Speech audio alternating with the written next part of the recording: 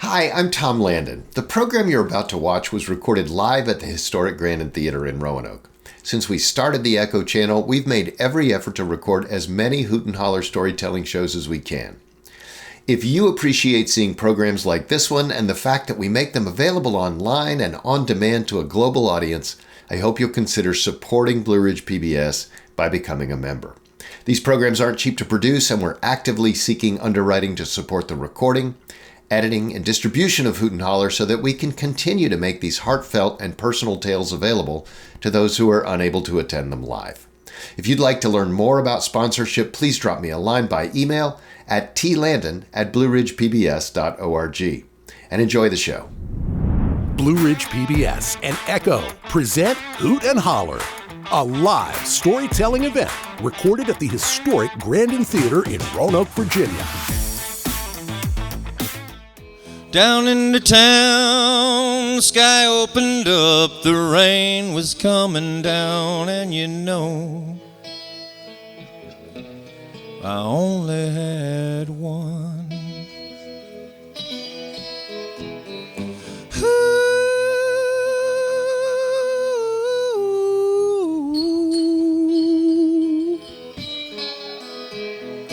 Ooh, yeah.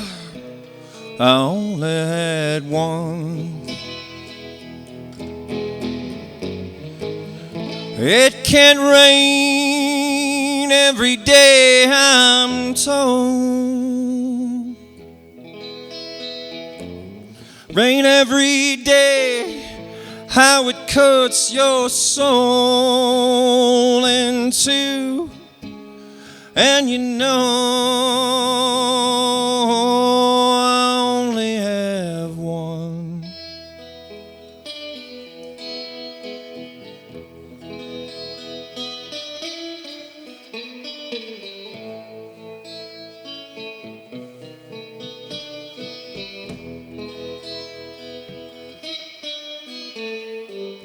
I loved a woman, sweet as could be, and then I drove her away from me, and you know,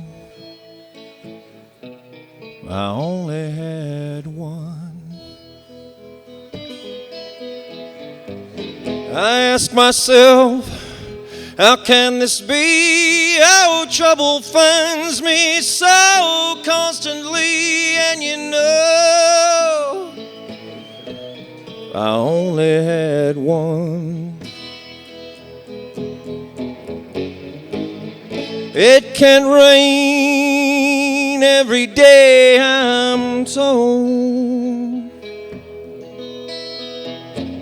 Rain every day, how it cuts your soul in two.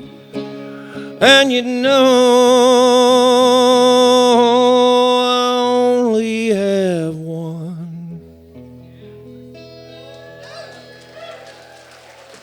Cheers, thanks very much. Welcome, welcome. My name is Sean K. Preston. I'm just going to play a song here, one little song, two little songs, just to get us all settled in and everything. I'm delighted to be here. We're going to have some spooky stories tonight.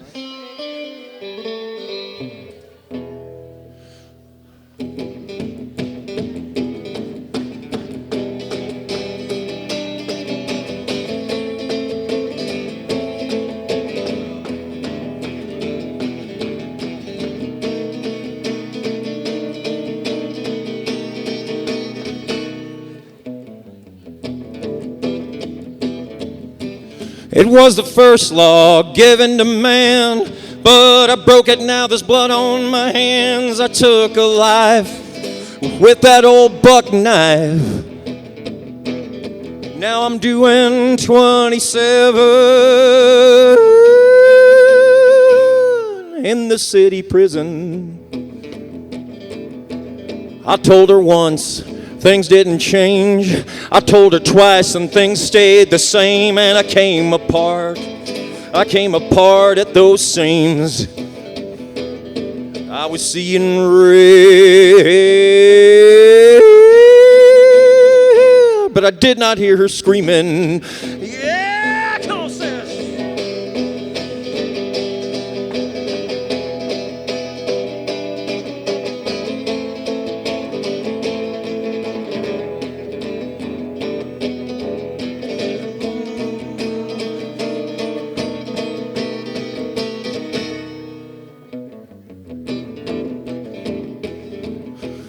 It was the first law given to man, but I broke it, now there's blood on my hands. I took a life of my own wife.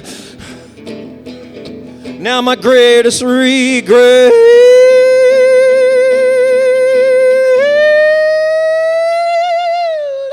is that I could not kill her twice. Thank you. One more. No worries. Cheers. Thank you so much.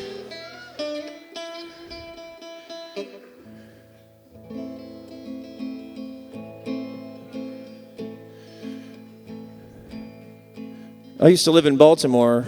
That's the town I've lived in for many years. And I wrote this song when I got homesick for it. I was living overseas. And I wrote this little ditty. It's called Satan.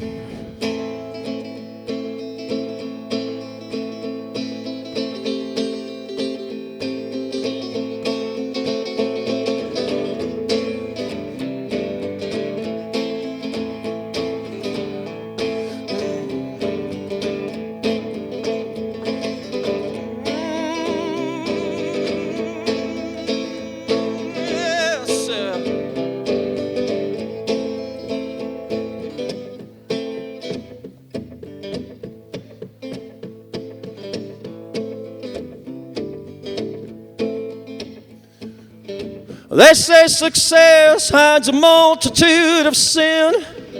Well, take a closer look. It's like the devil's set to win. He's got his claws around every heart and every soul. Oh, I ask you, boy, where you gonna go? Where the trains come in on the south side of town. Meet me there when there's no one around. Early in the evening when the sun's gone down. I'll show you a secret on the south side of town, yeah.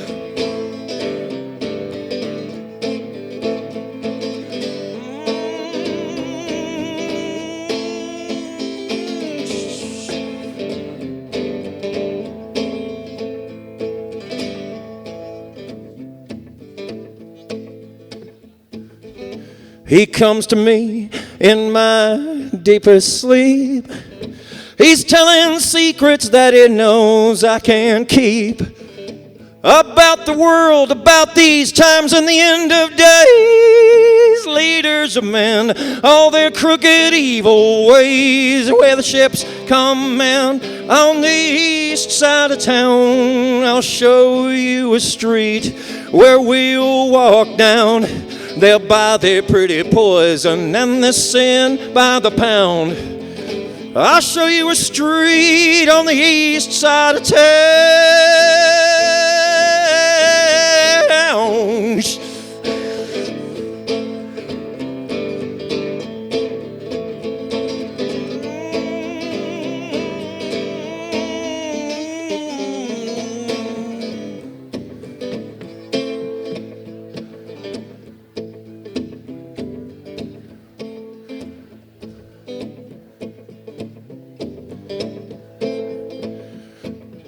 I see his eyes staring out at me from every closed-circuit TV camera in that godforsaken city, and every red light, and every ATM machine you think you can run. Well, baby, I know he's already got me, yeah.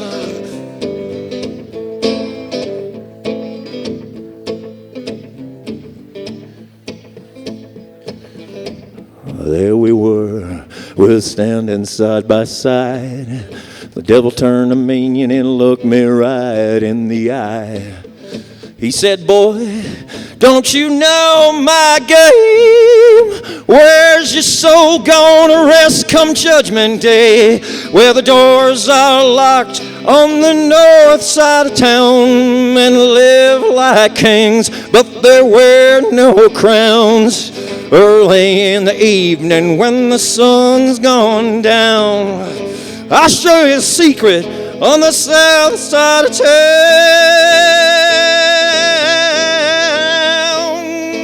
Just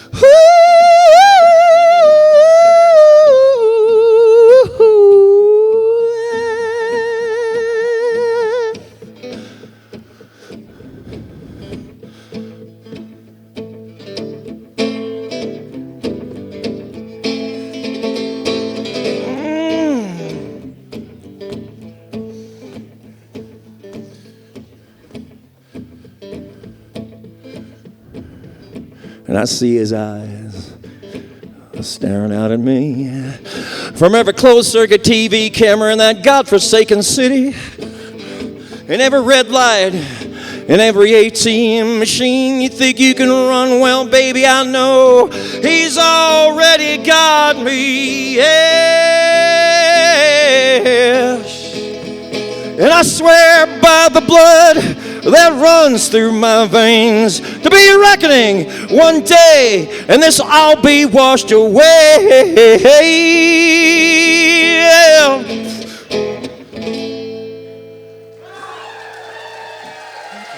Thank you.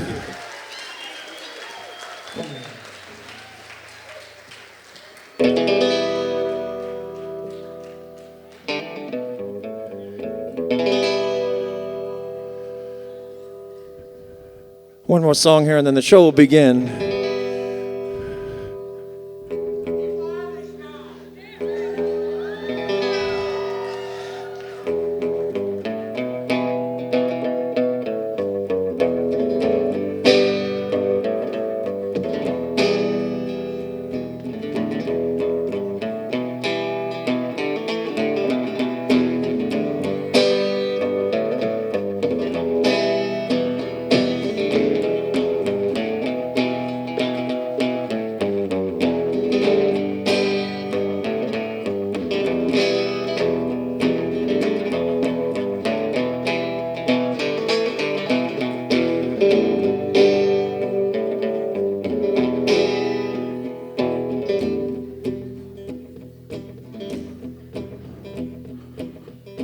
Oh, Adeline, sweet Adeline, I stole my love from the lips of the lawman's wife.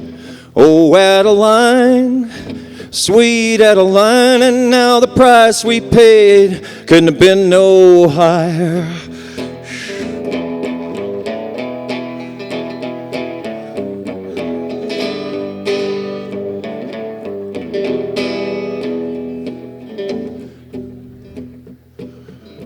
He followed us through the dark, out to the barn where we sealed our love inside. He waited till I left and then he crept inside. He lit the fire after your hands and feet were tied. Now every town I've been through, I feel eyes on the back of my head, like they know every word I say is a lie, and I fear the hangman's noose around my neck.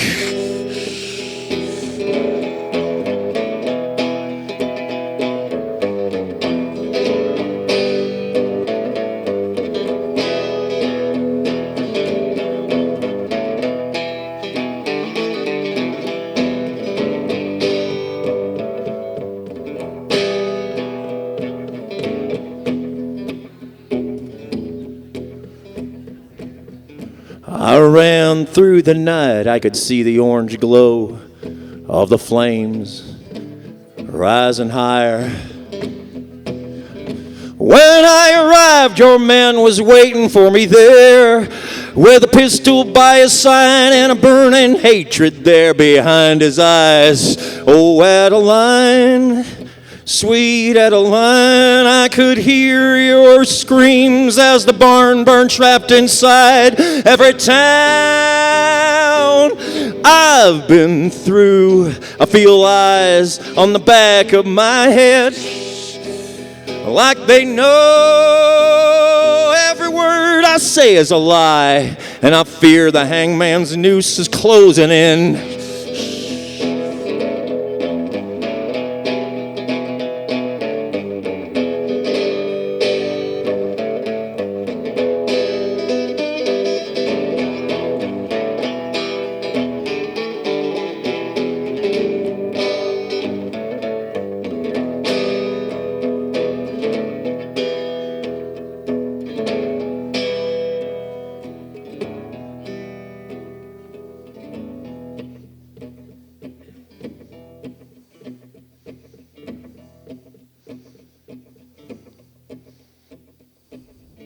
And I know what I've done. It is a crime.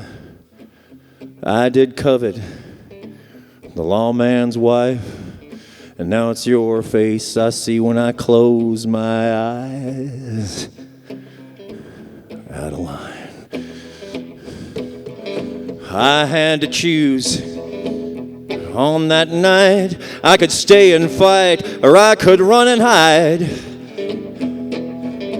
Oh, Adeline, sweet Adeline, I could hear your screams as I ran for my life. Every town I've been through, I feel eyes on the back of my head, like they know every word I say is a lie. And I was there the night that you burned to death.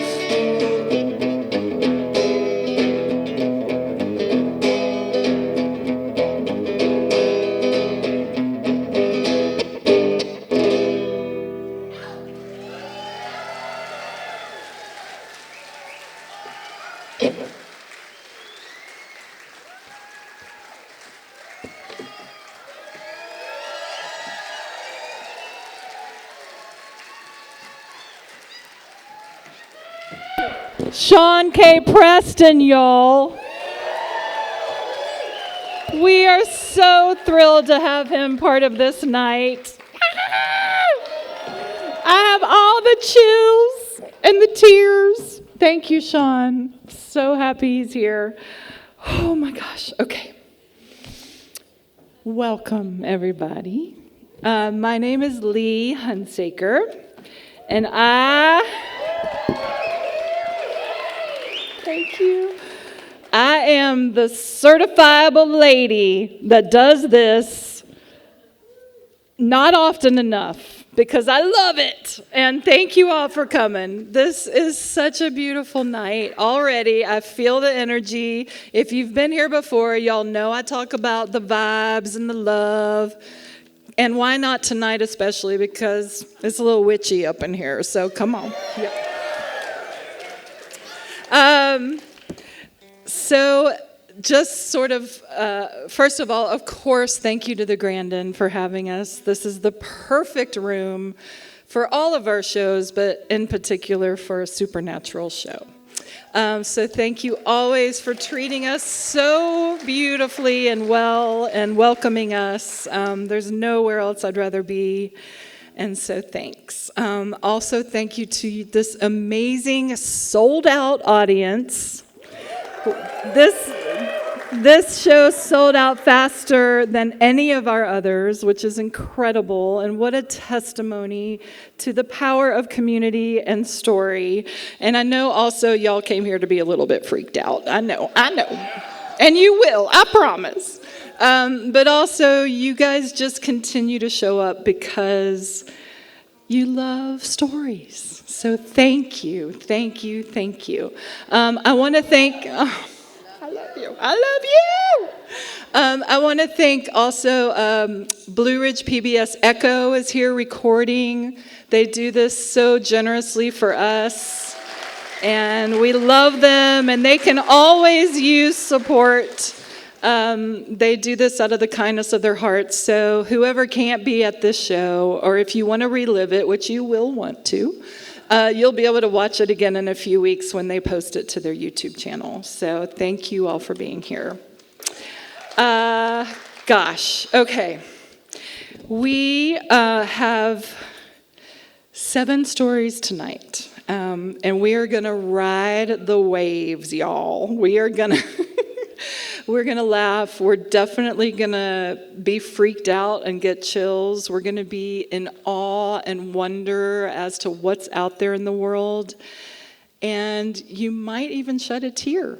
So all the things, which is the mission of Hoot and Holler, what I strive to do is to showcase all the voices, all the perspectives, and to give a safe platform for that. So thank you all, and it's on you to make us all feel safe up here, and it counts for everything, so thank you.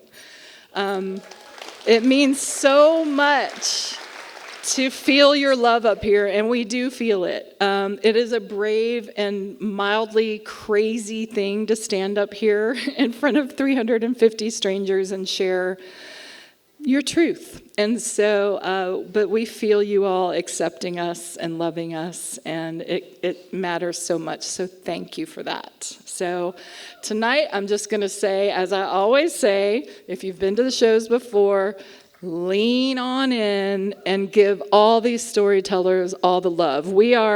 They are ordinary people doing an extraordinary thing. And a really brave thing. So we have 4 new voices tonight, and we love that, and welcome all voices. So maybe you'll be inspired next time. Who is a first-timer? Who has never been to Hoot? Welcome, welcome. This is a great initiation for sure. You might want to hold on to whoever you're sitting next to. Let's see. I've done all that. We'll talk later about some upcoming events and storyteller calls and stuff. But for now, I want to get started. And again, thanks Sean so much. Sean, yes! I have admired his music forever. And incidentally, he's playing tomorrow at the Chillage, too. So double dose. He's like the mayor of Grandin Village tonight, and tomorrow. So let's all meet up there too. She comes from the mountains of Appalachia by way of East Kentucky, East Tennessee, and Southwest Virginia. With experience in education and insurance sales and storytelling, she has spent all of her adult years weaving stories to entertain and adding meaning to and enriching lives all around. She is particularly engaged with leading workshops to help people, both young and adult, learn how to reshape and reframe their own personal stories. However, some of her favorite stories are the spooky ones. Please welcome first-time storyteller Hetty Farley.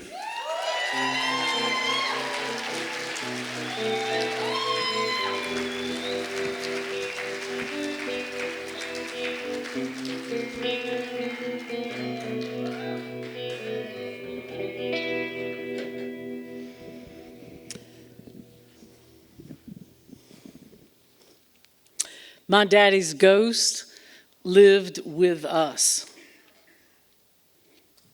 The only for sure memory I have of my daddy is him being carted off on a stretcher by the rescue squad, never to return home. Our home was in East Kentucky, on the South Mayo Trail, on the Big Sandy River, but just above it, with a railroad in the backyard between us and the river and steep mountains all around. I was 3 years old, holding onto the apron strings of my Aunt Dixie when my daddy died. And from then on, I lived with ghosts. I was not scared. I kind of liked the idea of a spirit floating around and being able to help me when I needed it. After Daddy died, my Aunt Dixie came to live with us and to help Mama raise the 5 remaining children at home. And my Aunt Dixie had me on my knees every night praying to the Holy Ghost. So I was not scared. I kind of gravitated to the mystery of it all. And my mama was very strong. And she lived in the present.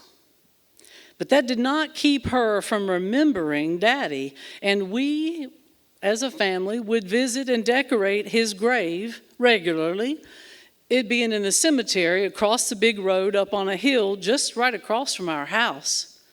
So in my little girl's mind, he was close by. I kind of got interested in the strange and the unexplained things and kept an ear out, like the time that a boy had been saved from falling in a pit to certain death by his dead dog, or the time that the coal miners were led out of the cave-in by miners that were never found, or the time that a young girl came back to tell her mama who had murdered her. When the 1963 flood happened and the big sandy river rose to the second floor of our house, while we watched from up on the cemetery hill, watched our clothes and toys and bicycles and washing machine get washed down the river, my mama said, "That's the last flood. We're never going to do this again." And in the springtime, she moved us to Southwest Virginia. Wytheville. Yeah, where the whole town is on a plateau, high above the river. We moved our daddy too. 10 years later, I'm in Emory and Henry College, full of wonder and excitement, standing in front of my dormitory, Waterhouse. Waterhouse was a beautiful white frame Victorian home. It was a dream house for me. It was now going to be a dormitory for freshman girls. And we got along well. The girls and I got to be really good friends, and it didn't take long before we were traveling together to the dining hall or to the library or wherever there were boys. And on the porch and the parlor, we were study maniacs, you can imagine.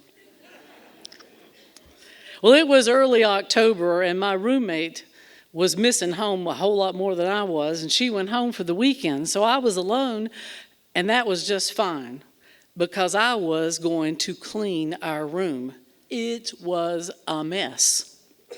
However, being a freshman girl, I was encouraged by the other young women in the dorm to go to a party, and I did. I got home late after curfew, and we all snuck in carefully into the dorm, past the dorm mother, up the creaky old stairs, around the corner to my room. And when I opened the door, I couldn't believe my eyes. I turned on the light. My room was clean. All the clothes were put away. Both beds were made. There was no trash, no dirty dishes. I was stunned. I couldn't imagine how this happened or who would have done it. But it must have been one of the girls in the dorm that was just trying to surprise me.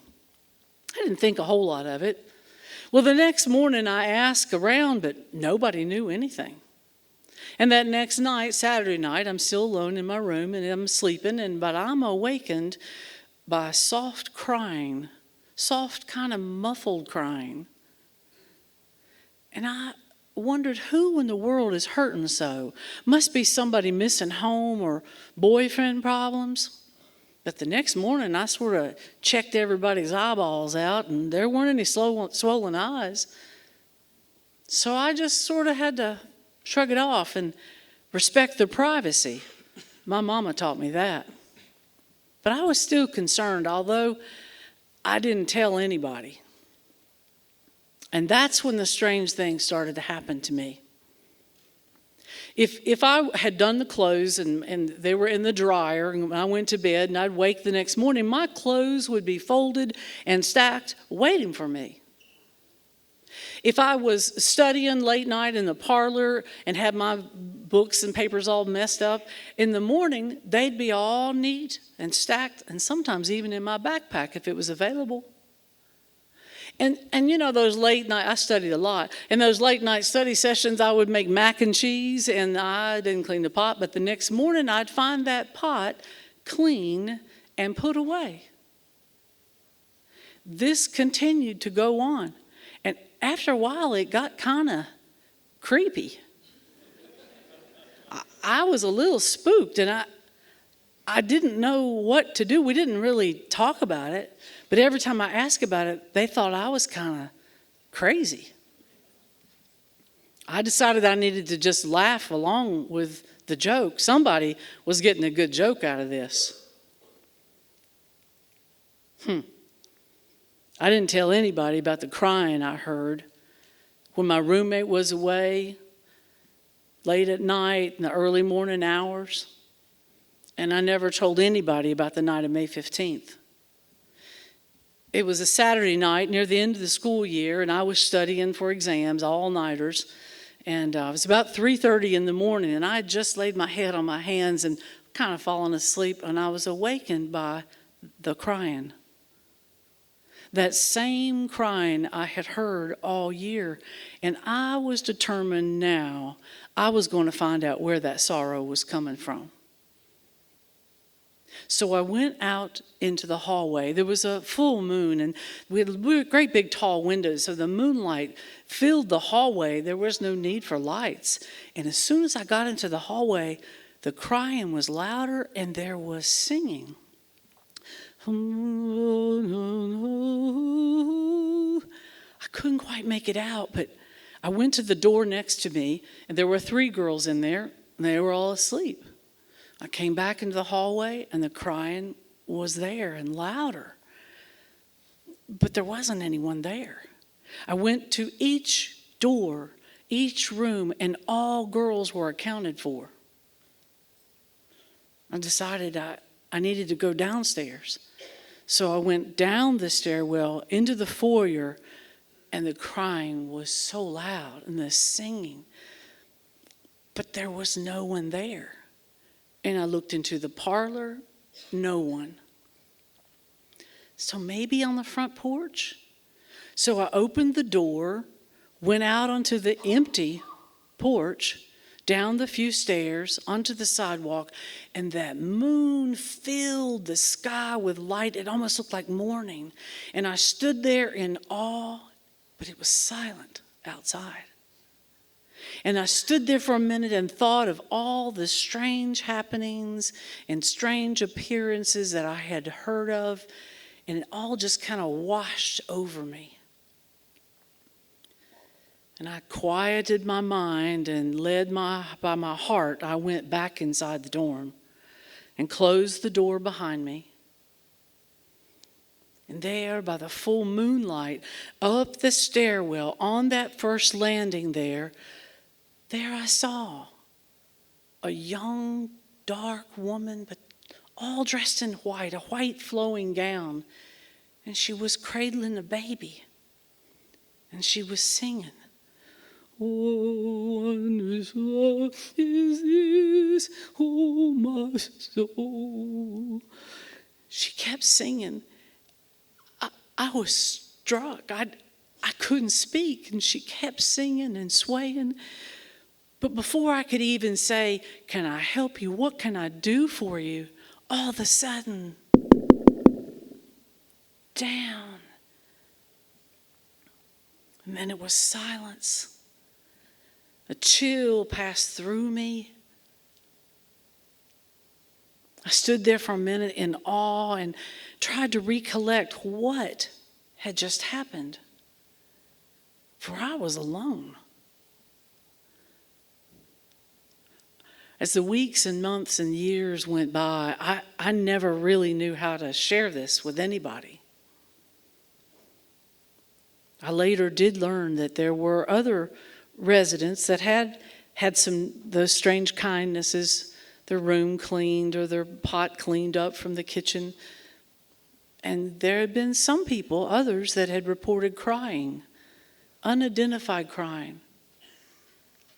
but not for many, many years. I knew what I heard and saw and witnessed. What wondrous love is this, oh my soul? I listened as she sang and wept.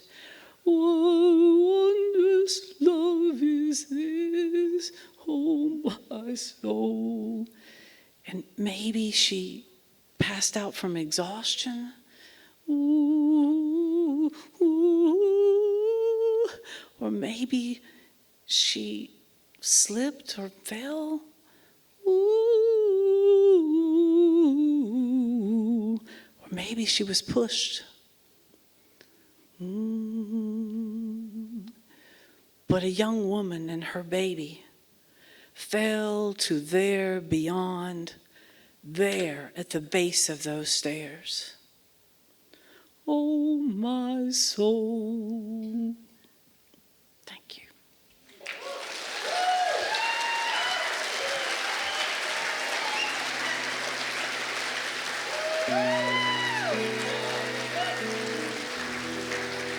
Hetty Farley.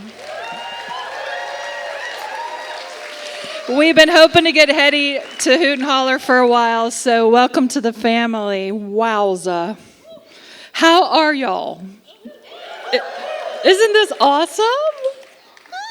Okay, yes. All right, here we go, rolling along. Get ready. Our next storyteller, described as a spiritual activist. He advocates for social justice and encourages his followers to become agents of positive change. He highlights the importance of compassion, unity, and co-creating a collective reality that promotes love and equality. By merging spiritual awakening with activism, he inspires people to use their inner wisdom to make a tangible difference in the world. A truly special soul. Please put your hands together. Second-time storyteller, Bernard Alvarez.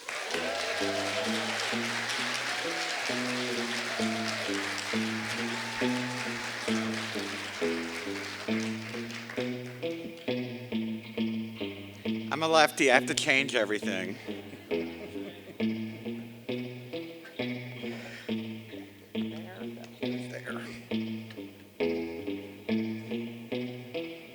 Very good.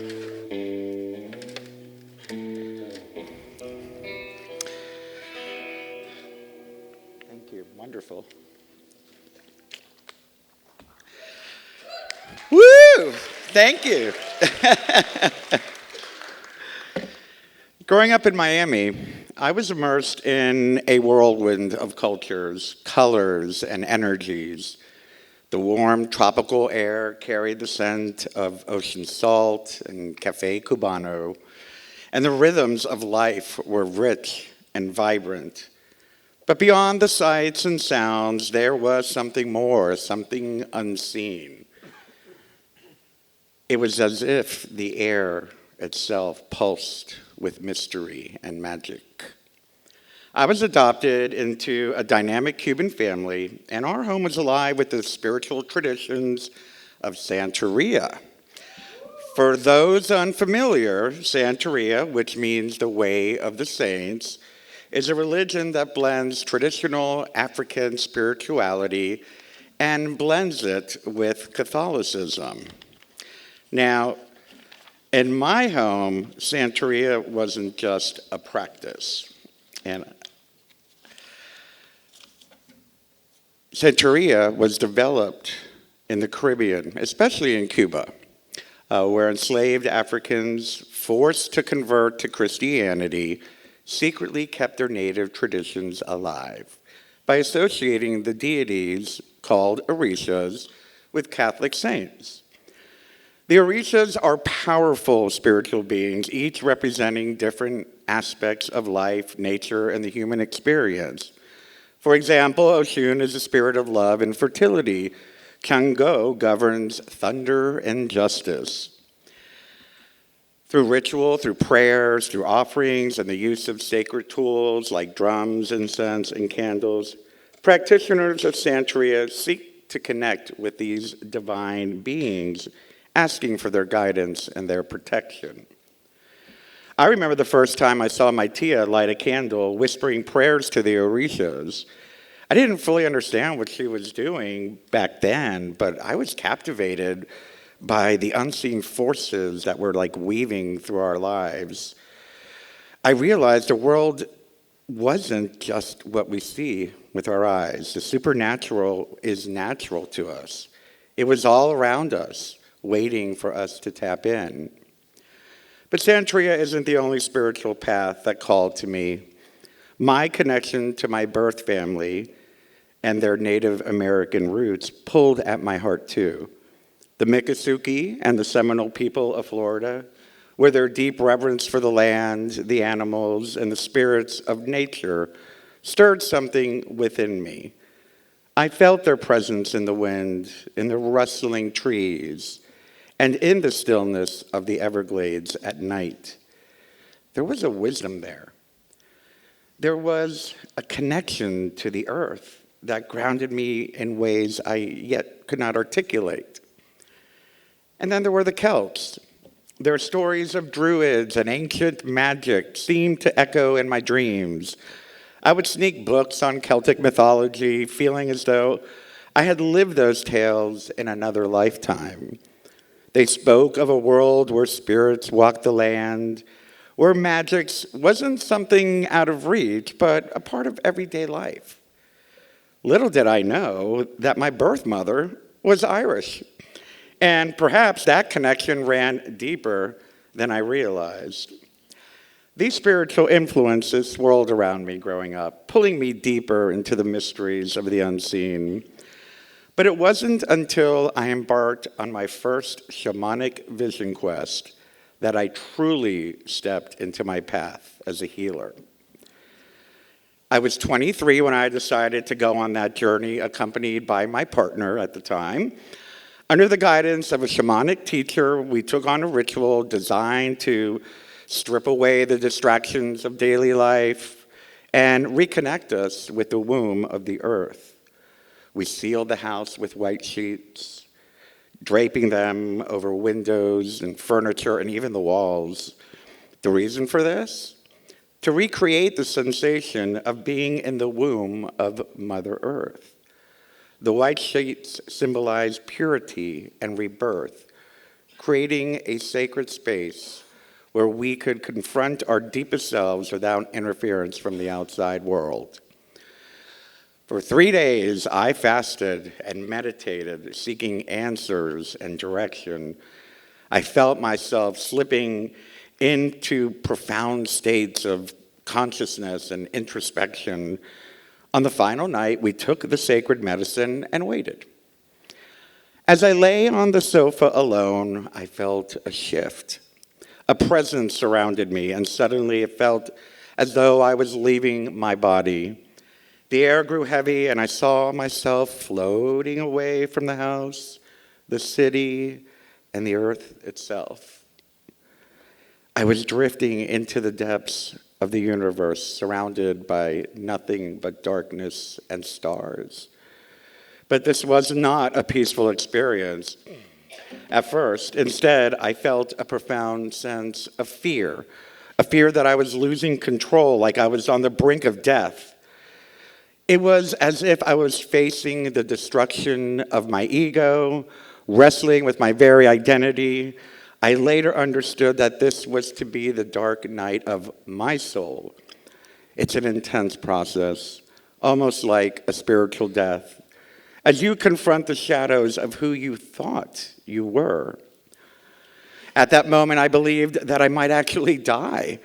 Not physically, but my old self was being stripped away. It was terrifying. I wrestled with feelings of inadequacy, confusion about my path, the fear of completely losing who I was. This battle with my identity lasted for what felt like an eternity. It was probably 30 seconds. But then something shifted. I realized that I had to let go. I had to surrender, to stop trying to control or fight the experience. The moment I released my grip on the fear and the ego, light flooded my vision. The darkness that had engulfed me was now replaced by a brilliant golden light. And in this space, I felt safe. I felt pure, unconditional love and acceptance. The presence that had terrified me at first now was cradling me, like in the arms of a mother holding her child. I was no longer afraid. I understood that this process wasn't about losing myself, but about becoming more aligned with who I truly am. Beneath the layers of the ego and the fear, I had been reborn, not into someone new, but into a more authentic version of myself, one connected to the universal energy of love, of light, and of spirit. Then, in my mind's eye, I saw figures of light, their wings spread wide, soaring through the cosmos. A voice echoed deep within me. You're here to heal. Show them the way back. That message unlocked something inside me. I knew without a doubt that my purpose was to be a healer, to be a guide for those searching for connection. From that moment forward, I dedicated myself to the work of spirit. But, like most things, the path was not always smooth. As much as I've helped others heal, I've also encountered forces that remind me of the vast and sometimes very mischievous nature of the supernatural.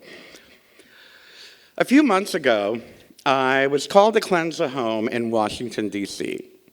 The family had been experiencing strange occurrences, flickering lights, unexplained cold spots, but their real concern was the baby's room. The child was plagued with terrifying nightmares and fits of screaming, unable to sleep in peace. The parents feared something was watching over the baby, something not benevolent. The moment I stepped into the house, I felt it. The energy was dense, suffocating, like the air had been trapped for too long. I lit my sage bundle. The flame went out. I relit it. Again, it went out. This happened 3 times. By then, I knew that whatever spirit was lingering there wasn't eager to leave. When I reached the baby's room, the air felt even heavier, like something was waiting for me. I began to cleanse the space, invoking the elements and calling upon the ancestors for protection. As I finished, I noticed the crib mobile began to spin. There were no open windows, no air vents, nothing to explain it. Yet it twirled softly as though an unseen hand had set it into motion. I knew in that moment that the spirit had been displaced, and perhaps lingering just a moment longer to say its farewell. But the story didn't end there. After the cleansing, I went outside to seal the property, communing with the spirits of the trees for protection. I could feel the energy shifting, lighter, calmer. Then from nowhere, a loud crack pierced the air. I turned in time to see a massive tree fall into the yard next door. Again, no storm, no wind, just the sudden collapse of this old towering tree. To me, it was the final sign, the release of the last remnants of energy that had been stuck in that home. In that moment, I was reminded of the powerful connection between the natural and the supernatural worlds. The spirits of the land, the ancestors, the forces unseen, they are all connected, waiting for us to acknowledge them, to remember that they are a part of us. And that's the thing about the supernatural. It isn't something beyond us. It's woven into the very fabric of life. We've simply forgotten how to see it, how to feel it, and how to trust in it. Each of us has the ability to heal, to commune with the spirits, to teach and guide others. The supernatural isn't reserved for a select few. It's a sense we all have, just waiting to be reawakened.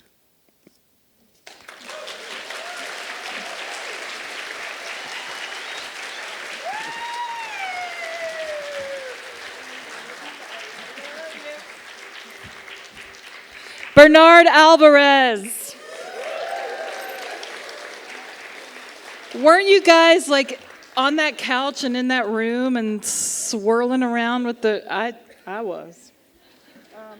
I'm moving this away for now. Okay.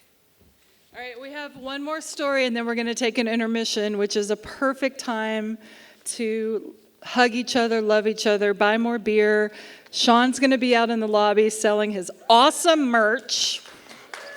And just say hi and meet some new people, and it's a love fest. Okay, one more story, and then we have 3 more incredible stories after intermission. All right, this lady, if you are a Hoot and Holler regular, you know this sassy lass. She left us. She moved away. And it was tragic, but she has come tonight to grace us with her presence. She's an alum of both Hoot and Holler and Hollins University. She's a former Roanoke local and serves as perpetual proof of Murphy's Law. Anything that can go wrong will. If you know her, you love her, and if you don't know her yet, you're gonna love her. Please welcome. Squeeze your legs together till you can get to the bathroom. Haley Hendricks. Thank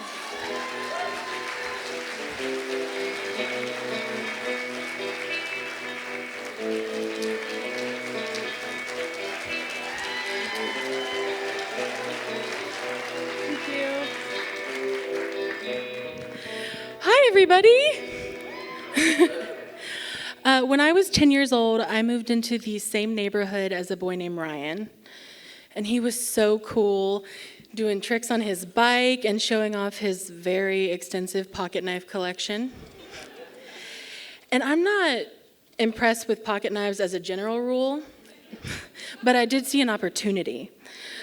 So I convinced Ryan it would be a really good idea if we sharpened sticks that we found in the woods and sold them to the other children as weapons.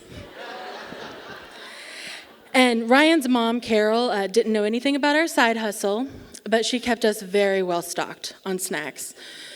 She would get the Capri Suns from Costco, so whenever we were in between sticks, we would just be double fisting that sugar water, Unfortunately, our business was eventually discovered and dismantled, thanks to a little snitch who will go unnamed,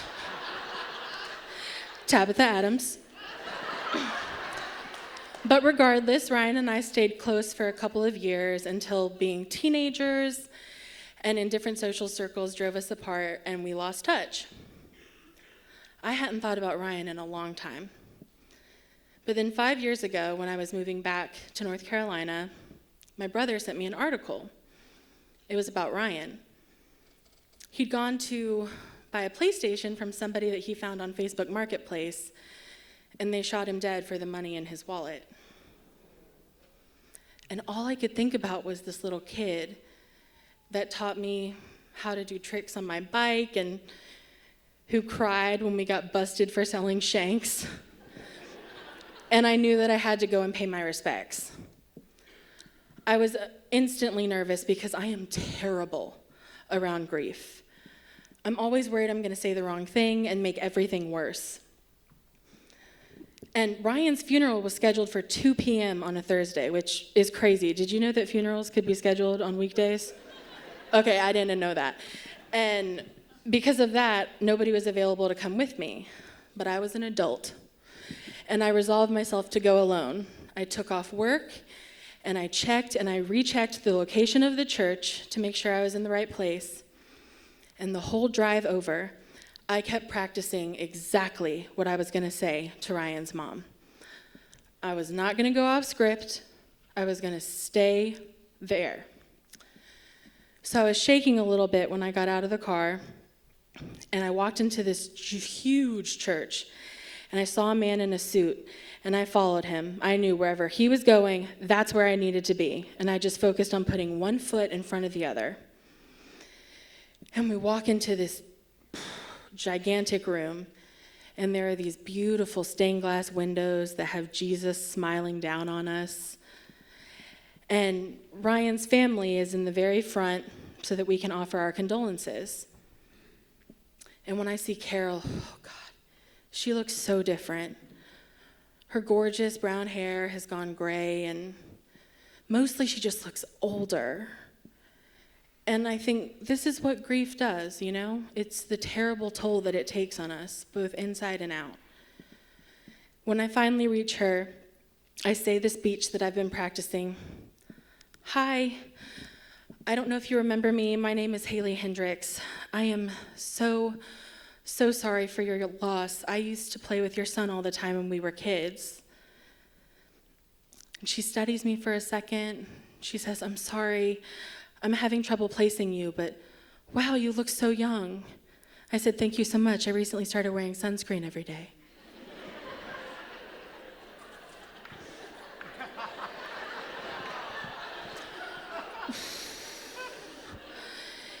And in my head, I'm like, yep, that's strike one for sure. But also, my skincare is on point. So I apologize to Carol again, this time for my behavior.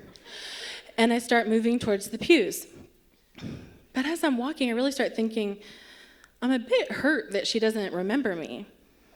I kind of thought me turning her son into a kingpin made more of an impression.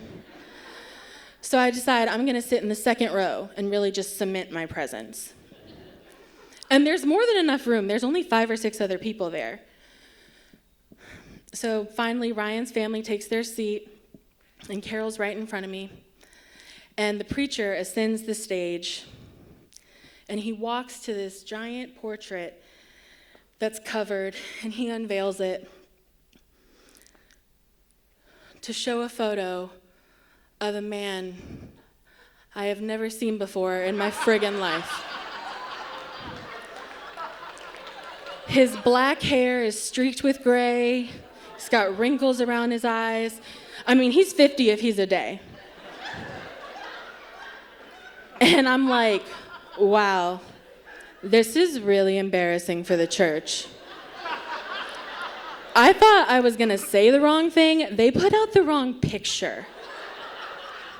So I turned to my fellow funeral attendees to give that universal, well, this is awkward, face. But as I turn, the heavy doors in the back are closing, and through the rapidly narrowing gap, I make eye contact with a girl from high school. She's about to walk into the room across the hall. She sees me, and she does a double take, and she's like, and I was like,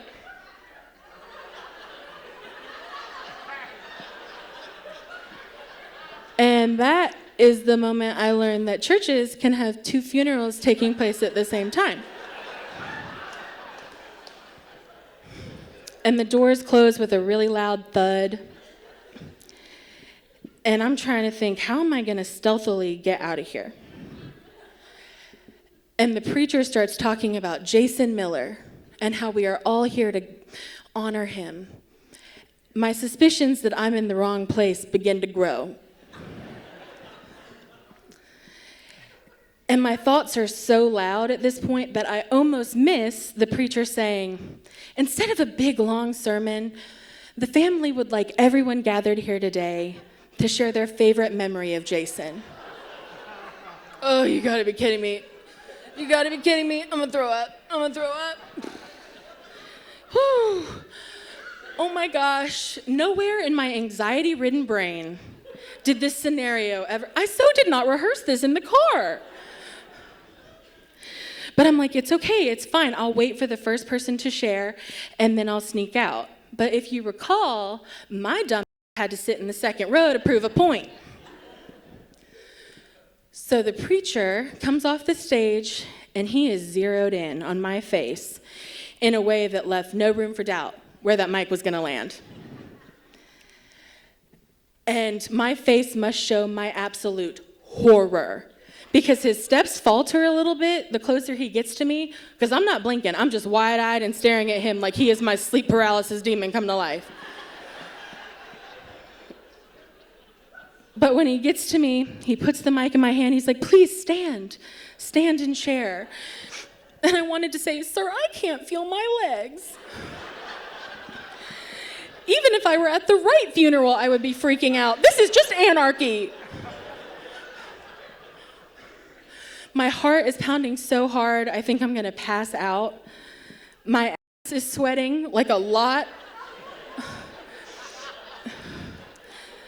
But I stand up, and all that emotion just kind of bubbles to the surface. And I'm just standing in the middle of a church, staring up at stained glass Jesus and a picture of a total stranger saying into a microphone, why, God, why? Why, Lord? Why is this happening? Why have you done this? Why? Oh, God, I'm sorry. I can't.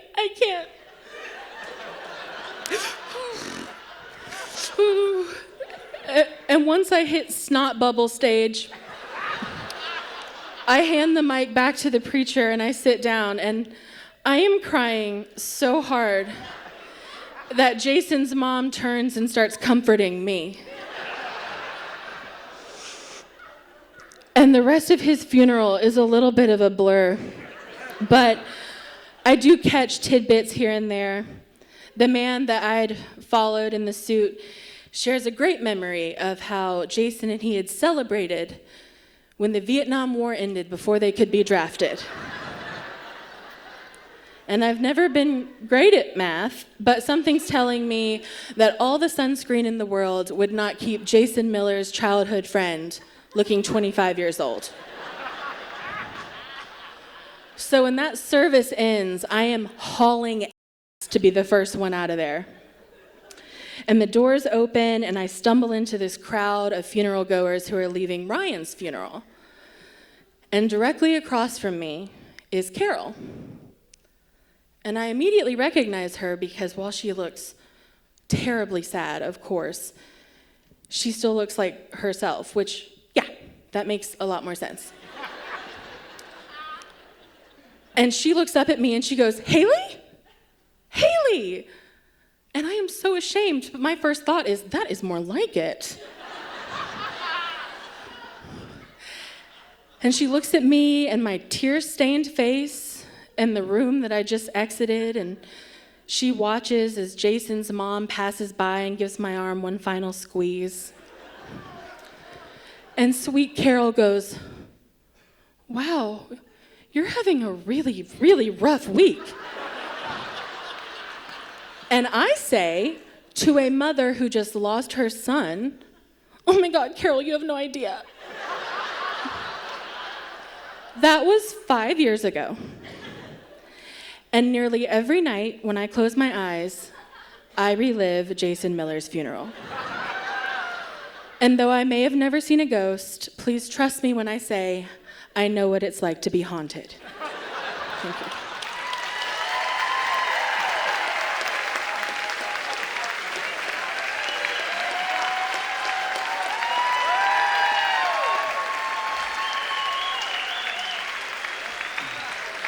Haley Hendricks, y'all. We knew her when. Oh my gosh, okay, it's time for intermission. Go love each other. Sean's coming out to talk and sell his beautiful stuff, and we'll bring y'all back in with another song from Sean and 3 more incredible stories. So we love you. Thanks for coming. Settle in.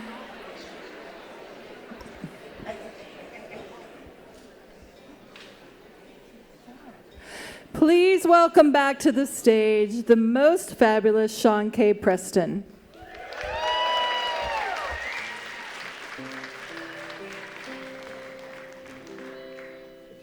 Well, I was going to play one song, but then Lee caught me in the vestibule and said, "Will you play this song? It's one of Lee's favorite songs." So I'm going to play you a song about being away from home, and I hope you like this one. It's called "Homeward Bound."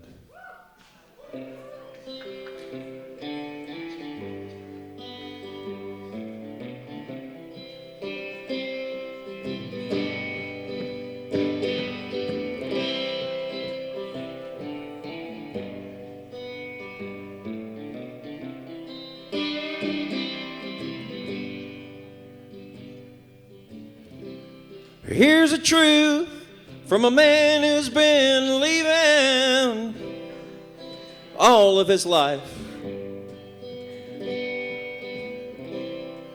And the words that he needs her to believe in when she says, "You'll never have time for a wife, will you?"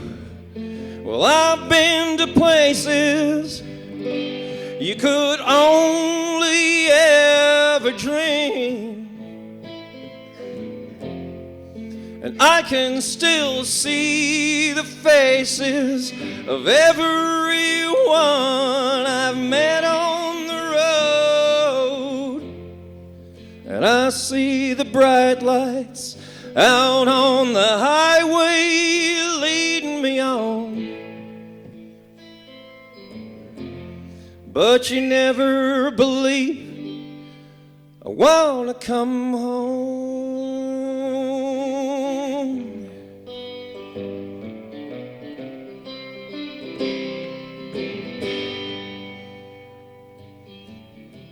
Another 3 a.m., 3 states away, and there's 3 words that you don't want to hear from me.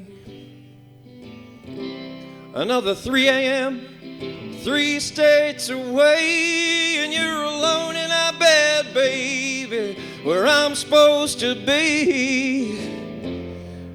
But I've been to places you could only ever dream, and I can still see the faces of everyone I've met on the road, and I see the bright lights out on the highway leading me on. But you never believe I wanna come home.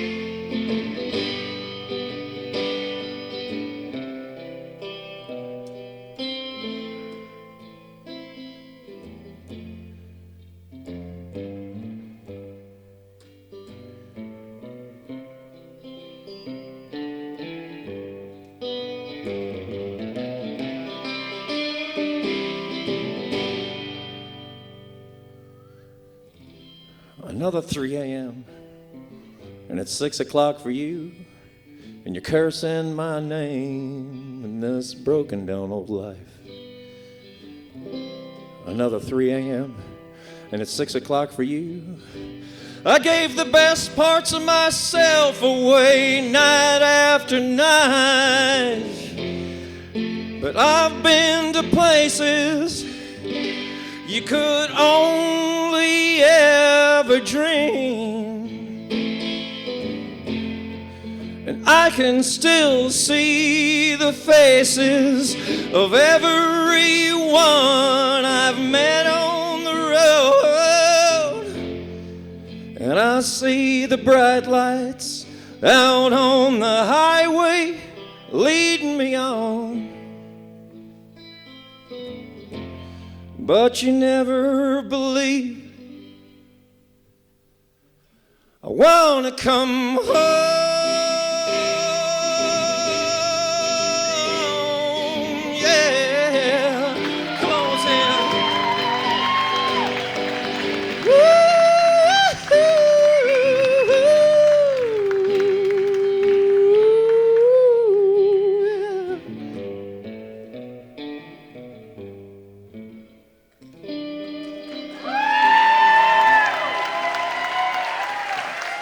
Thank you.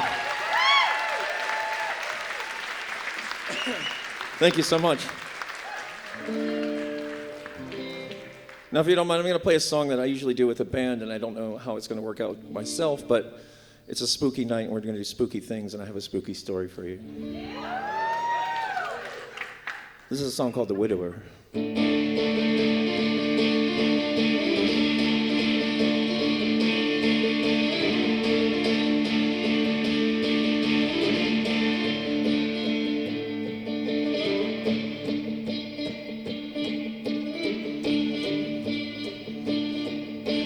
It was a night like tonight when the moon hung low, blood red and shining bright. I looked into your deep dark eyes. You said you'd be my proud blushing bride.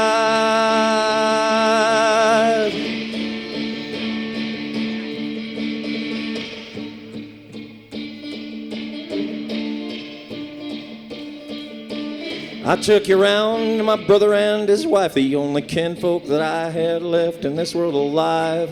My gaze on you must have been blinded by pride. I couldn't see the deadly look of lust in his eyes.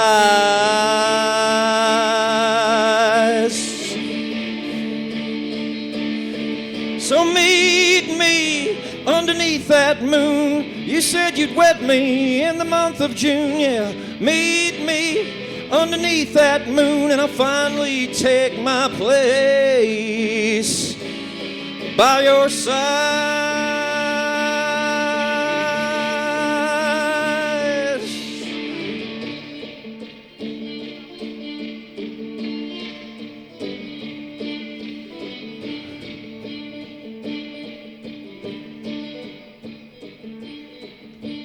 The trees and flowers were dead and gone. I worked those long, hard hours to try to find our new home. And I left you there unkind, left you there alone. I was blind all the while to the wicked goings on.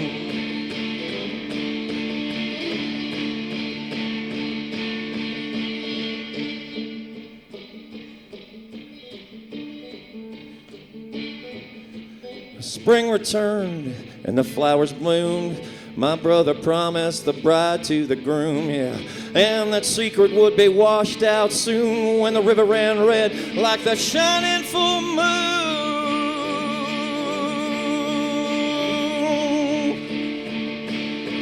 So meet me underneath that moon. You said you'd wed me in the month of June, yeah. Meet me underneath that moon, and I'll finally take my place by your side, where the river runs wild, where he pulled to the side, and to hide all his sins you had to die. Where he pulled to the side, where he drowned my bride with an old 45. He blew out his brains and he died.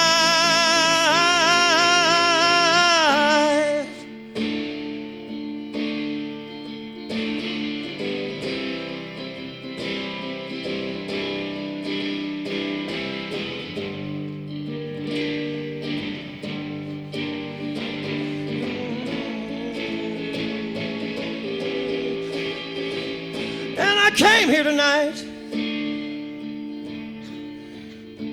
'cause all life is a lie. On the last night of June, there's never a red moon, but I'm watching one rise, and your dress is still white as you lead me inside. Under that same awful moon, forever's coming soon, and I'll finally take my place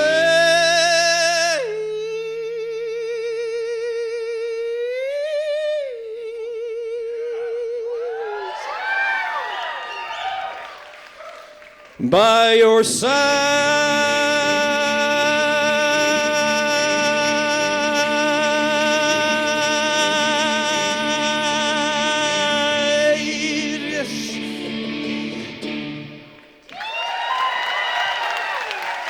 Thank you so much. Thanks again.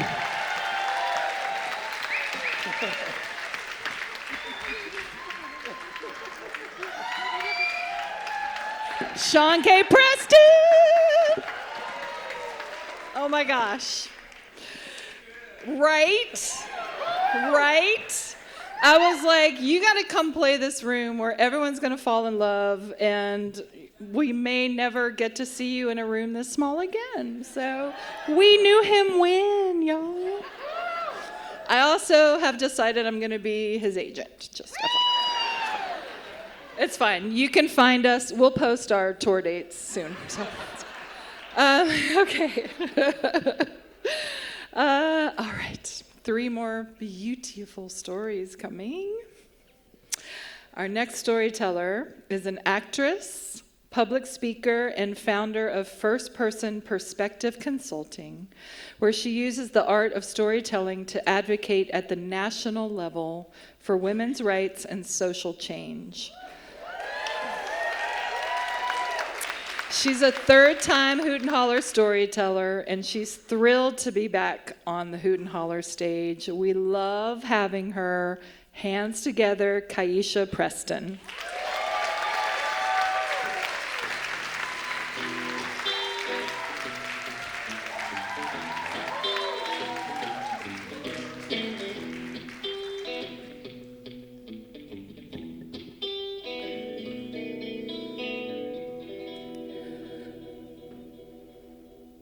The Omni Shoreham Hotel, nestled in the heart of Washington, D.C., is not just another luxury hotel. It is a living piece of history. Since its doors first opened in 1930, the hotel has played guests to some of the most famous names and significant events in the world. Judy Garland once graced its halls with her presence, her laugh echoing through the corridors. The Beatles, during their first trip to the United States, sought refuge from their screaming fans. Peggy Lee, with her sultry voice, might have hummed a tune or two as she stayed there preparing for another unforgettable performance. The hotel has also been a favorite venue for U.S. presidents, with its grand ballrooms serving as the backdrop for multiple inaugural balls. The glistening chandeliers have cast their light on countless dignitaries and celebrities, each adding another layer of prestige to the hotel's storied past. Yet for all its splendor, there's something about the hotel that feels older, as if its very walls have absorbed the secrets and stories of those who came before. It's a place where time seems to stand still, where the past lingers just out of sight in the shadows. I had absolutely no idea about the hotel's history when I checked in this August. I was there for a work conference, just another guest among many, staying in room 847, conveniently located next to the housekeeping closet.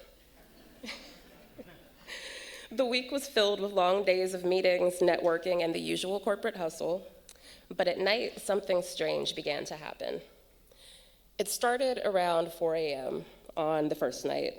I was jolted awake by a series of loud bumps and thumps that seemed to be coming from the walls.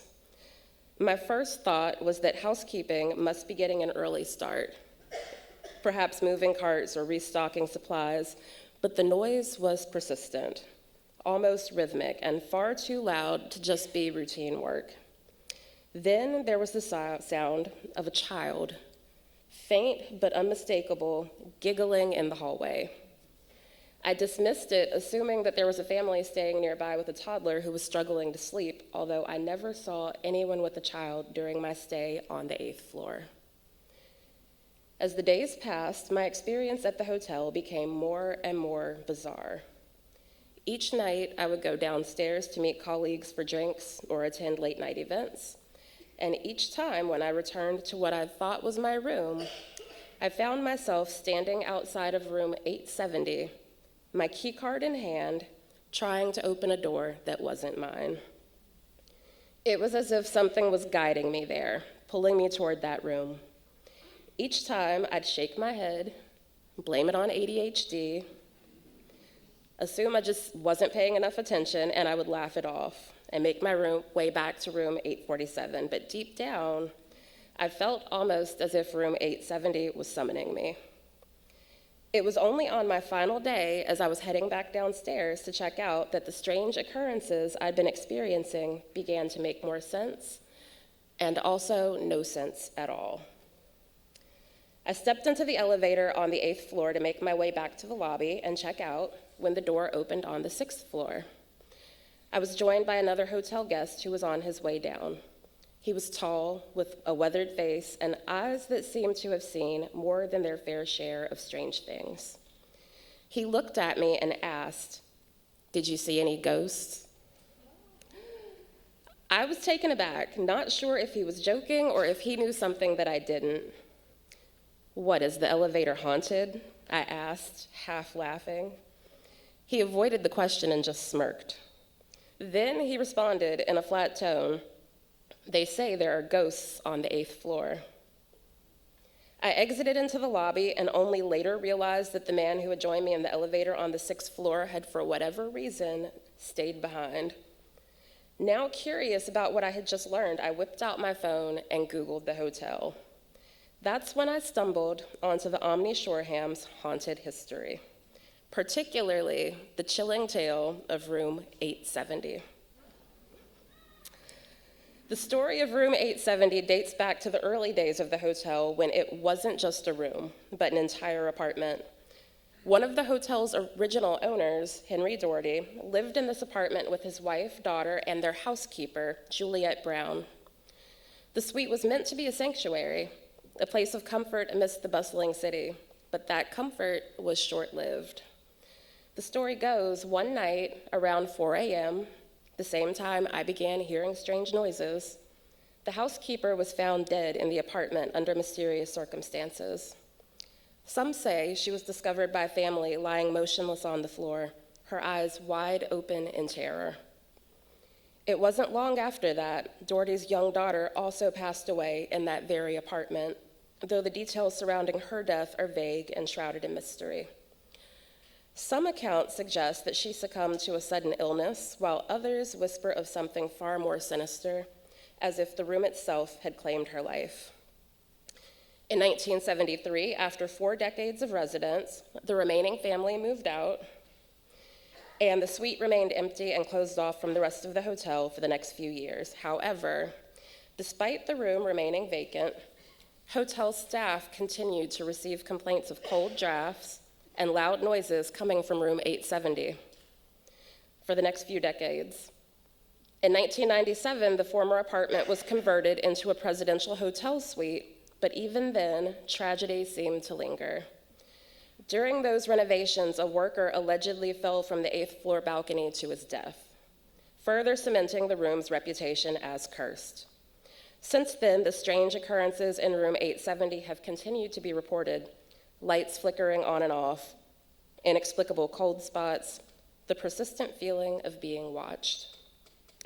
Because of these chilling events, the hotel now keeps room 870 vacant most of the time.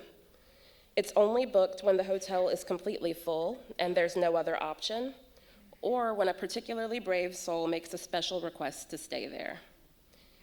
But even then, the staff is wary, many of them refusing to even go near the room unless it's absolutely necessary. There have also been reports about the elevators, with guests claiming to have seen and interacted with spirits who seemed all too real.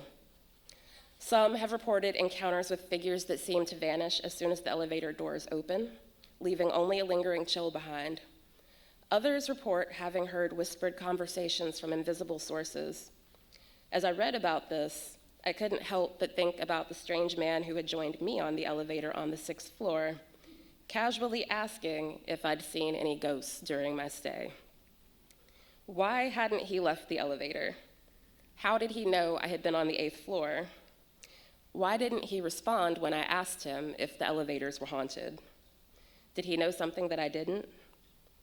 My encounter with that man became that much more unsettling when I discovered a recent suicide that had taken place in room 667, the same floor where he had joined me, and told me all about the hotel's haunted past. I mentioned these strange encounters to the hotel staff as I checked out. The receptionist's face turned pale. "Oh, yes," she said, her voice dropping to a whisper. "Many of the staff refused to work on that floor. I once attempted to clean it, and the door slammed shut in my face. The ghosts didn't want me there." As I left the hotel, I couldn't help but feel like I had come all too close to something otherworldly. So if you ever find yourself staying at the Omni Shoreham Hotel and you hear a bump in the night, or find yourself inexplicably drawn to room 870, remember this story, and whatever you do, don't go looking for ghosts, because chances are they'll find you first.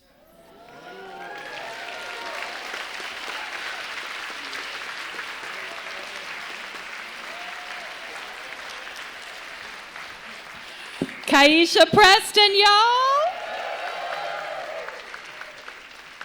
don't know where this needs to go, but we'll work it out. Okay, next storyteller. This is what she wrote as her bio, so I'm going to embellish. She's a teacher and writer who has lived in Roanoke for over 30 years. Really? There's so much more going on with this lady. She is a second-time storyteller. The last time she told was at our comeback stories. If anybody was here, was anyone here? She brought the house down, and you will remember her fondly. She submitted this story, and I said, of course. So please put your hands together. Welcome, Marilyn Moriarty.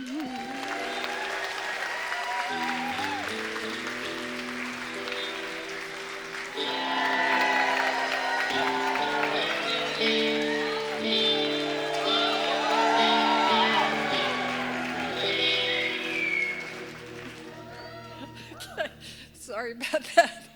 Such a great introduction. I was just so overwhelmed. Okay. I saw something.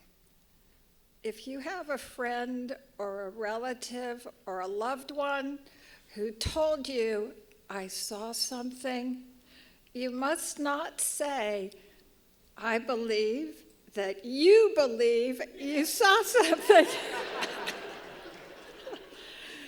It will only make them defensive. It's best to believe them. So let me start again. I saw something.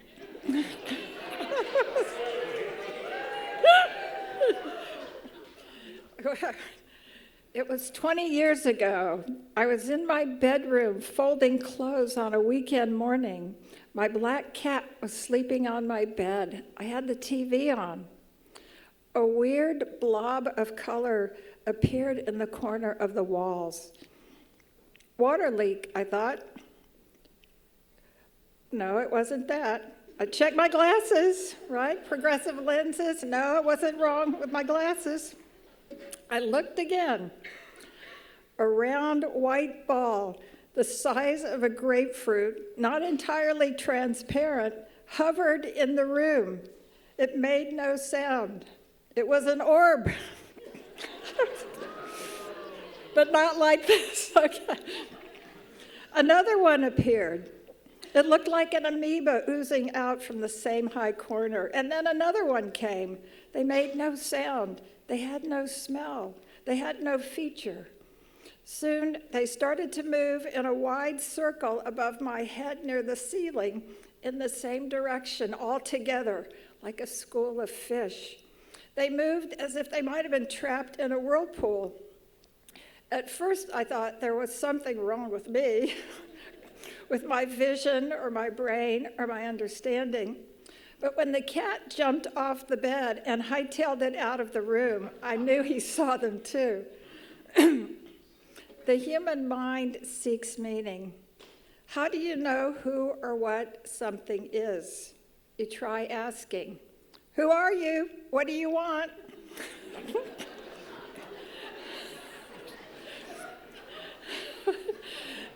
There was no change in movement or direction. They didn't respond.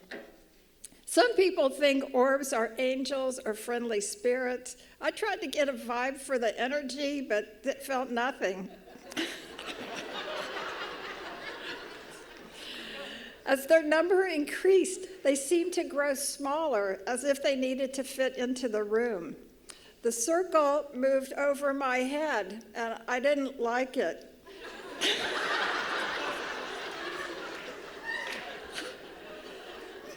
Maybe you should leave, I said to the orbs, as if they might have been a you. Nothing happened. They say there are no atheists in foxholes, meaning when you are scared for your life, you resort to prayer. I'm a lapsed Catholic, but I've always had a crucifix in my bedroom. When you see vampire movies, a cross always drives the vampire away. I snatched the crucifix off the wall, and I don't mean this to be sacrilegious. I held it up to the orbs and said, "Go back to where you came from."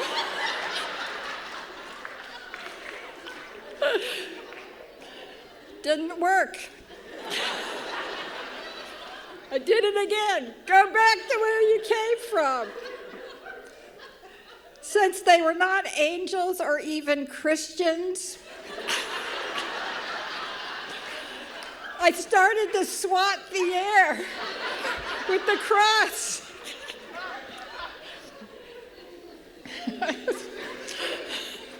The cross moved through them. If they wouldn't move, I could move. I dropped to sit on the floor. I pressed my back against the wall. It was solid and comforting. Nothing could come up behind me, I thought, although they had come through the wall. I had no idea what I was dealing with. I didn't even know if they registered me as a person, so I didn't know how to interact.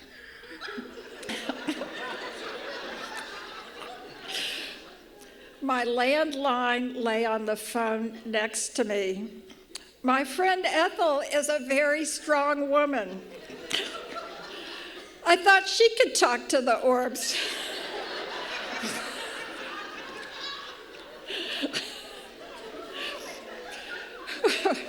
Her answering machine picked up. I left a message.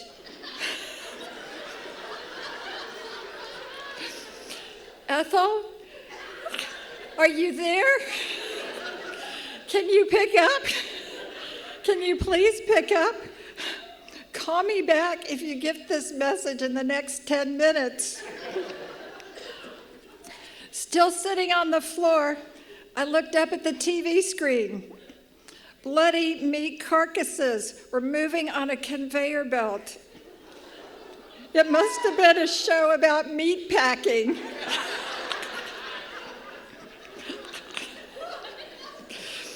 The TV showed how we treated living creatures. The orbs lacked eyes, ears, and faces, but I was afraid they were going to watch TV.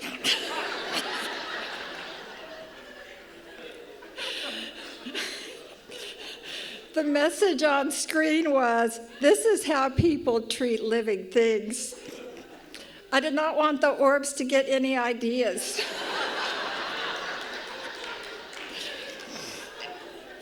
Especially when it came to me.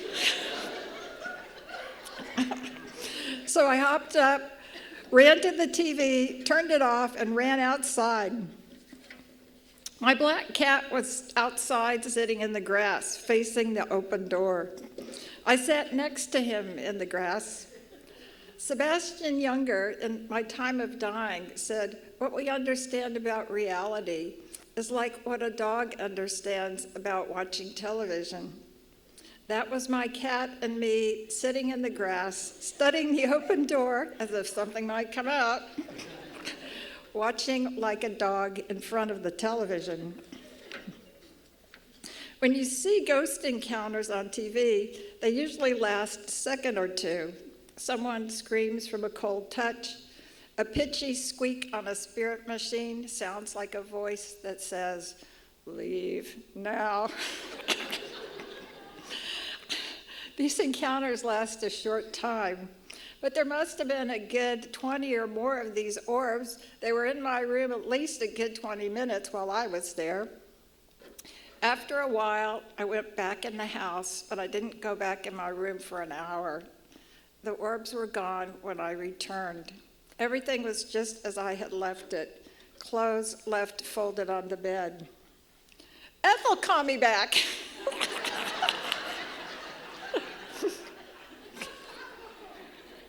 I explained what had happened. I just, had this apparition in my room. And she said, "Well, what was going on in your life around this time?" I told her, "Well, some people had been harassing me and I filed a complaint." She said, "It was the ancestors. The ancestors came to support you." I was adopted. I didn't even know who my ancestors were. I was happy they showed up.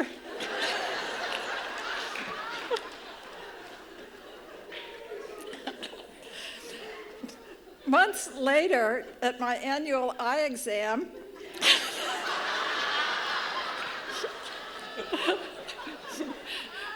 my doctor asked, "How are your eyes doing?"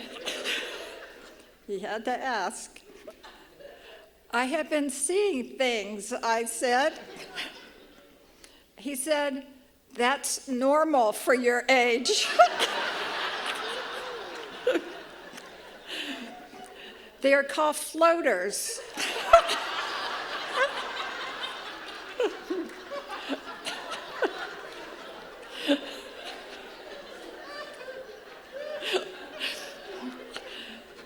Pieces of your retina break off and float through the vitreous jelly. You're seeing their shadows.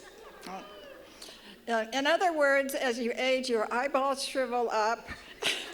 Pull on the back of the retina, and it's like peeling gum off wallpaper.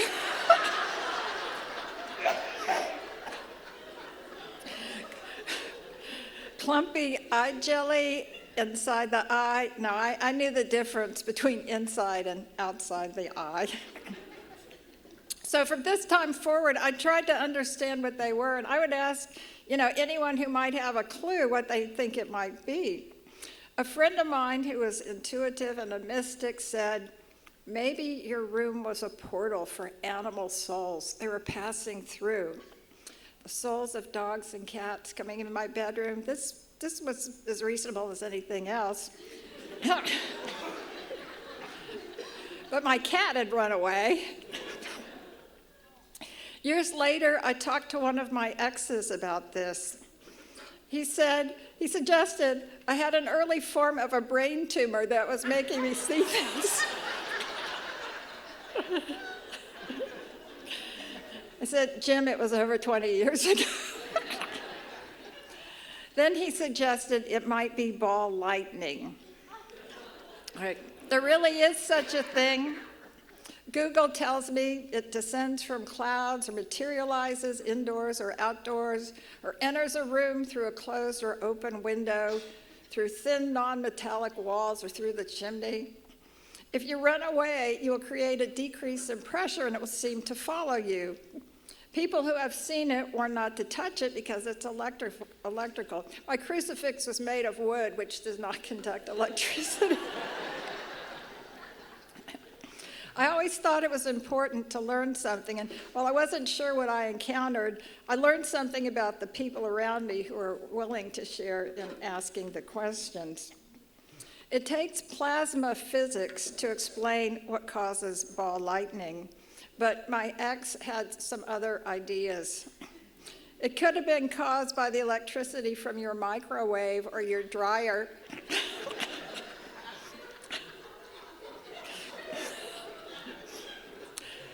I wasn't sure I agreed with him. I still don't know if they were natural or supernatural. I told my ex, "Well, I believe that you believe it was ball lightning.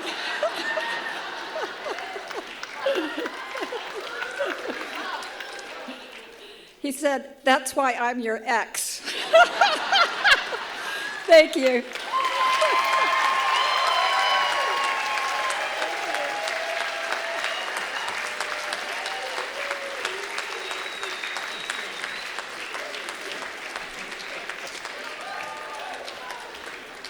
Marilyn Moriarty.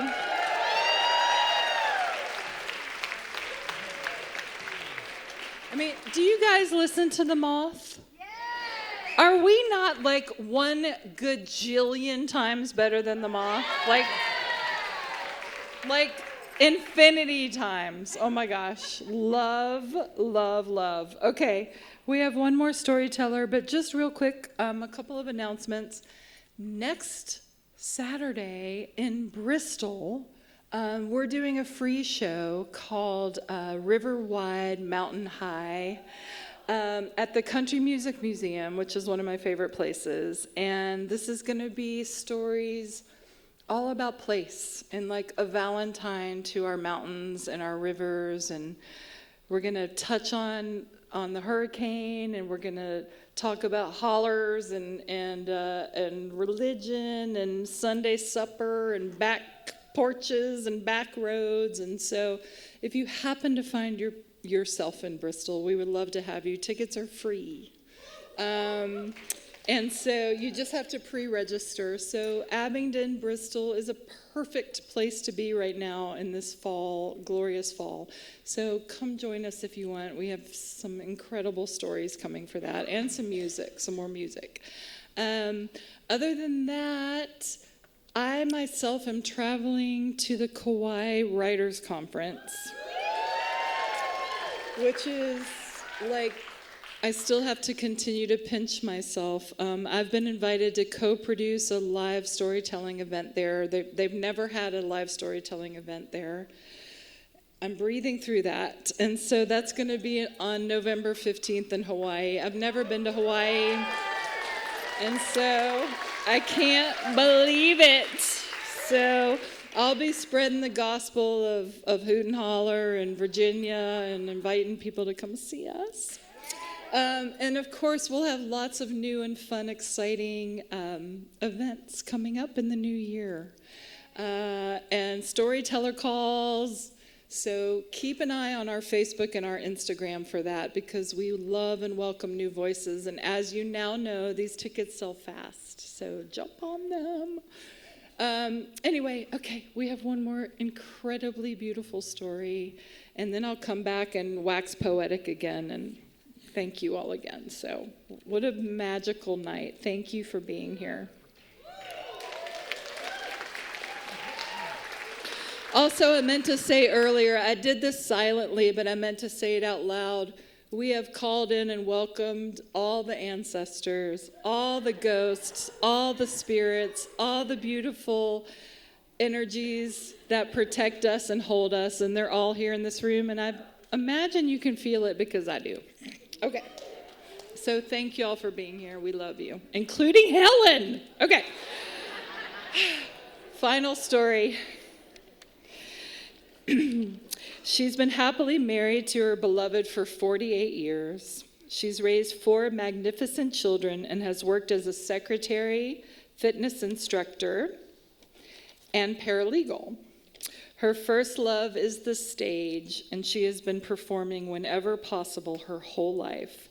She is a first-time storyteller. She wrote in the most beautiful story pitch, and there was no question that she needed to be in this show. Please, extra lean in and welcome Christine Kimmel.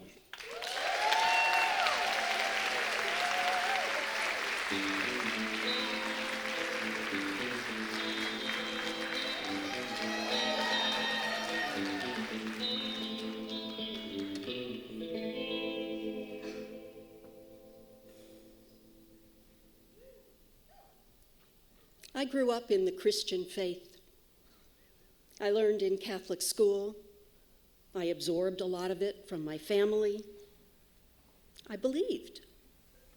I still do. I believed in the Holy Trinity, angels, and saints, and I believed they heard me when I spoke to them. Some people call that prayer. I was fascinated with the possibility of another world, a realm, a spiritual other that was alongside ours. I was fascinated as long as it was just a possibility.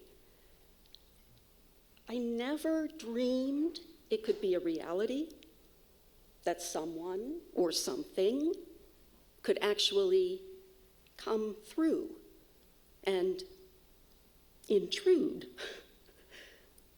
come to our side, until I had a miscarriage when I was 28. We named the baby Colleen. I was overwhelmed with grief and went into a deep, deep depression. I could barely speak to people, and I absolutely refused to speak to God.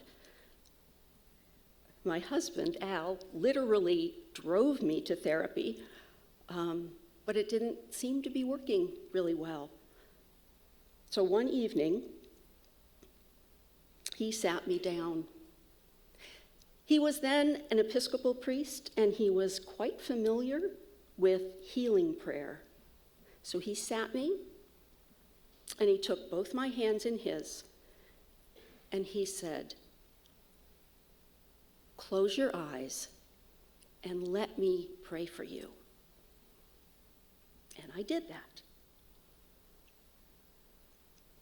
The first thing he said after a long silence was, "Imagine you are holding Colleen in your arms." As he said those words, I was somehow transported elsewhere. I was no longer in that room with him. I was sitting on a large, warm rock in the middle of the woods. The sun was streaming through the branches, and I could even feel a soft breeze on my face. It felt absolutely real. And I realized that I was holding Colleen, and she was alive and moving and looking at me. It was marvelous. And then that voice came again and said, "Imagine Jesus walking up to you." My entire body went rigid. I was familiar, too, with healing prayer, and I could kind of see where this was going. And it was someplace that I absolutely did not want to go. Yet, I felt Jesus standing in front of me. I could almost feel the heat from his body, but I would not look up. And then the most unexpected thing happened. He changed. He transformed. He changed his form and became Aslan, the Christ figure from the Chronicles of Narnia. Aslan, the great lion who ruled over the land. And as I could see, like fur, I had to look. He was absolutely magnificent, massive and weighty and beautiful and compelling and terrifying and irresistible, all at the same time. He was much larger than an ordinary lion. I think if he had been standing next to me, his head would have been about even with mine. That's how big he was.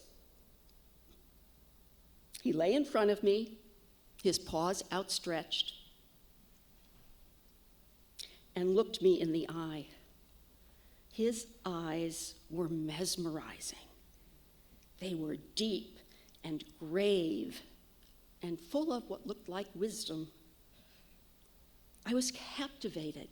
It was almost overwhelming to keep that gaze with him. And then I remembered Colleen. I was going to show her. This is great. And I looked down, and she was dead. She was cold and rigid and gray and absolutely dead. I kissed her, I hugged her, and I laid her down between his paws. He looked down and he kind of nudged her like animals do with his nose. And then very, very, very gently, he licked her cheek. Colleen took a breath, and her eyes opened, and her little hands reached out towards him. And he stood. He gathered her in his arms, and he stood up, and he was once again a man. And I looked at him, and he looked at me. Tears were streaming down his face.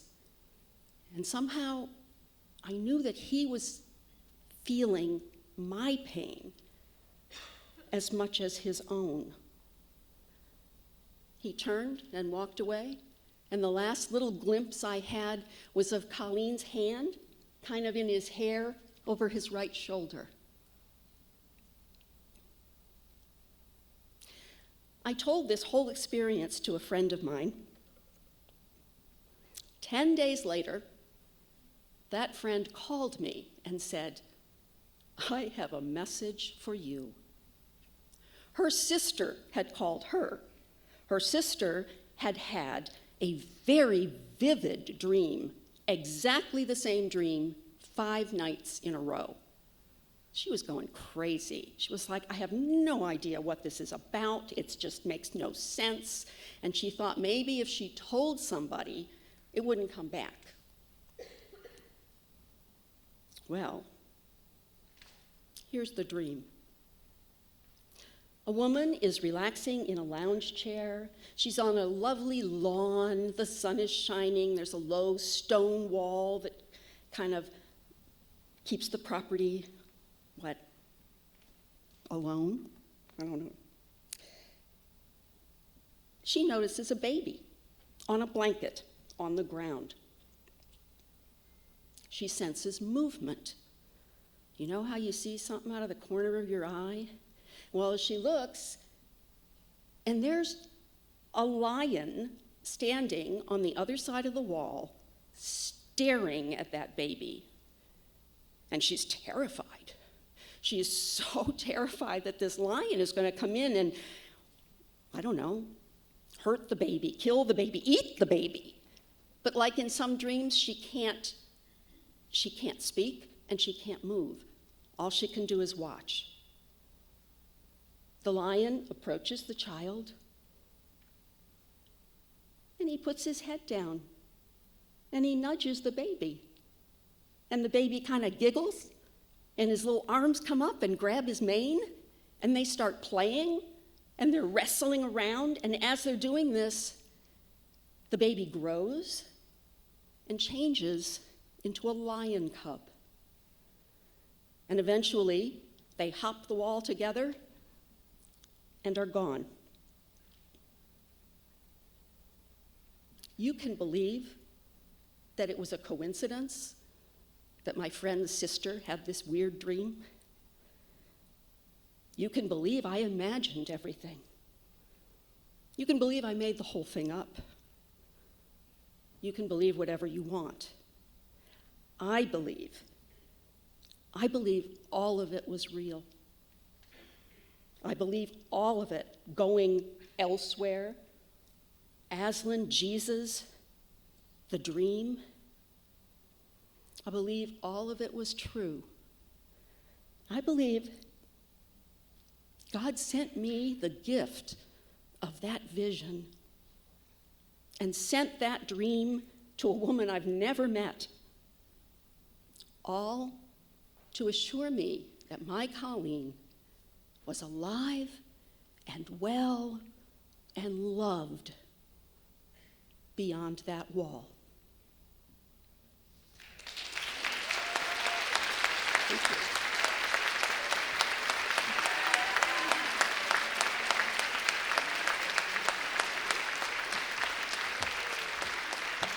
Christine Kimmel, y'all, first-time storyteller. What?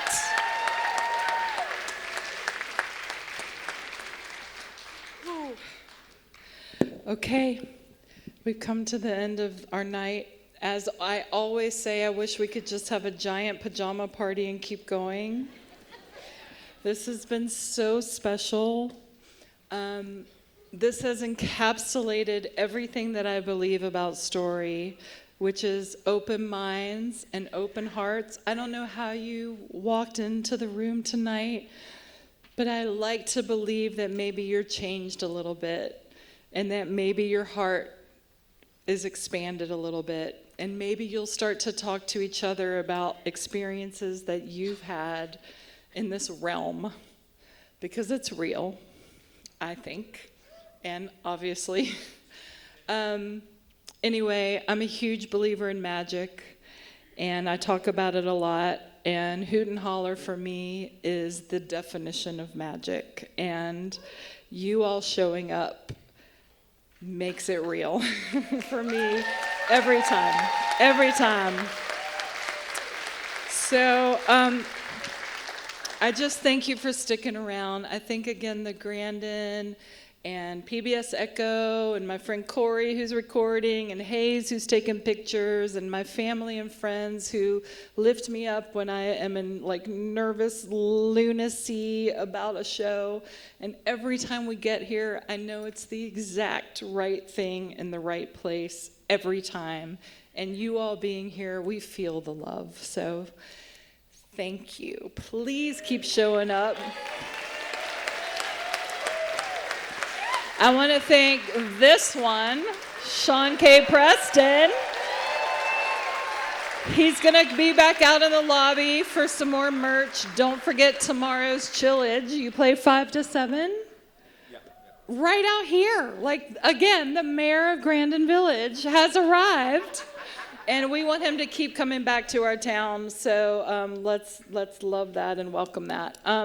But I want to welcome these 7 storytellers back to the stage, and for their well-deserved standing ovations. So come on, y'all. Oh, I guess we only had 6. Okay, come on. Christine, Haley, Marilyn, Kaisha, Hetty, Bernard. Look at these people. We're just people living our lives. Keep sharing your stories, you guys. It's what's going to heal the world, for real. Take a bow, you beautiful people. Take a bow. Take